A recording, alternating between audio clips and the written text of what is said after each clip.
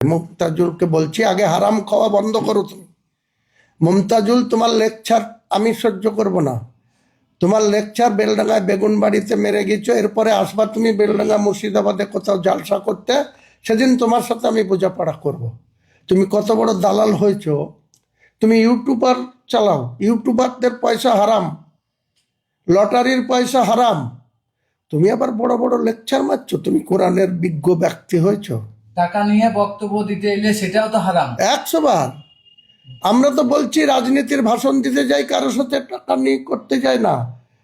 30 বছর আগে থেকে কংগ্রেস করতাম, তখন কংগ্রেসের নেতাদেরকে জেলায় আলী হোসেন মন্ডল বলে এক নেতা ছিল, তাকে যখন আমি কোনো সময় বলতে গিয়েছি যে আমাদের শক্তিপুরে আসেন, রেজিনগরে আসেন, একটা ভাষণ দিতে হবে একটা মিটিংয়ে, তা আমাকে বলতো আমার কাছে তো টাকা নাই, আমার অ্যাম্বাসেডারের 300 টাকা তেলের দিয়ে যাস, তাহলে যাব। আমি কারোর সাথে 300 টাকা নিয়ে, তোমার মতন 15,000 টাকা অ্যাডভান্স নিয়ে বক্তৃতা করতে যাই না বন্ধু। তুমি আগে হারাম খাওয়া বন্ধ করো, তারপরে লেকচার মারবা।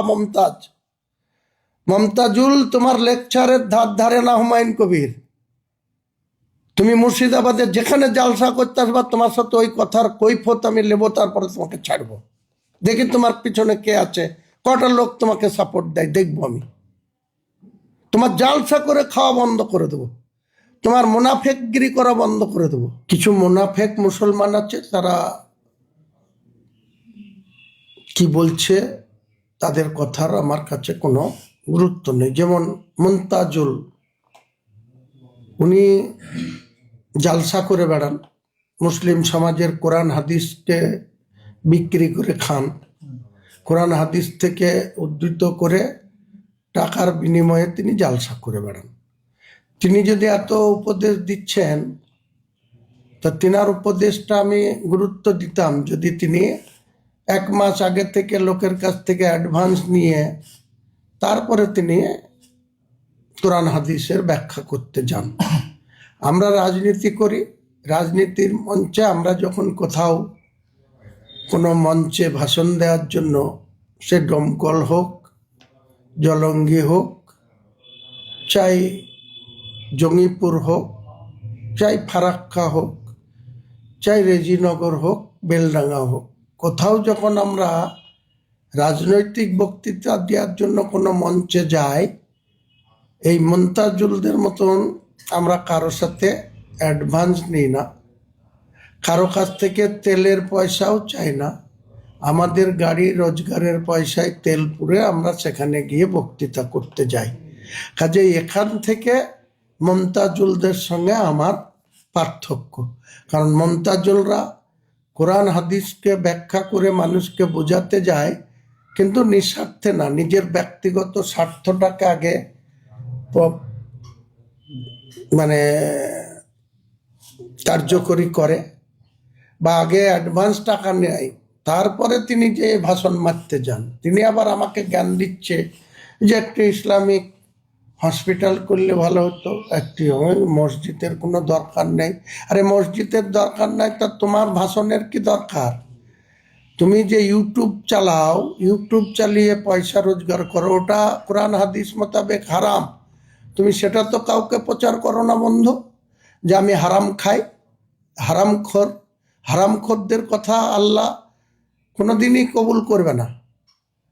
কিছু লোক আছে লটারি পেটের দেয়, লটারি কাটে, লটারি বিক্রি করে, এই লটারির টাকাও, লটারি কাটাও হারাম, লটারির পয়সা খাওয়াও হারাম। তো এই সমস্ত জ্ঞানদাতাদের কোনো জ্ঞান আমি শুনবো না। আজকের দিনে আমি 5 ওয়াক্ত নামাজ পড়তে পারি না ঠিকই, সেটা আল্লাহর মাফ করবে, আল্লাহর কাছে ক্ষমা চাইব, কিন্তু এই ধরনের মুনাফেকদের কোনো সাজেশন। আরও কিছু মুর্শিদাবাদ জেলায় টুপি আর দাড়ি রেখে তৃণমূলের চাটুগিরি করে বেড়াচ্ছে, আর কিছু তৃণমূলের প্রশাসনের কাছে গিয়ে, পুলিশ প্রশাসনের কাছে বলুন আর সিভিল প্রশাসনের কাছে বলুন, গিয়ে তারা গাড়ির তেল নিচ্ছে। আর এই হারামখোররা, তোরা টুপি রেখে আর দাড়ি রেখে এই হারাম খাওয়া বন্ধ করবি কবে? তবে ভাষণ মারবি। আর তা নাহলে তোদের কি অবস্থা করব এই মুর্শিদাবাদ জেলায় তোরা বুঝতে পারবি। তোরা 3,000 টাকার ওয়াকফ বোর্ড থেকে টাকা দেয়, সরকারি কোষাগার থেকে দেয় না। সরকারি কোষাগার থেকে প্রথম 3 মাস 4 মাস দিয়েছিল, তারপরে কোনো জৈনিক ব্যক্তি হাইকোর্টে কেস করে এই রাজ্য সরকারকে সেই টাকা দেয়া বন্ধ করেছিল। ভুলে গেছিস? মোনাফেকরা আবার আমাকে জ্ঞান দিচ্ছে যে এই করা উচিত না, এই করা উচিত না, কলেজ করুক, হসপিটাল করুক।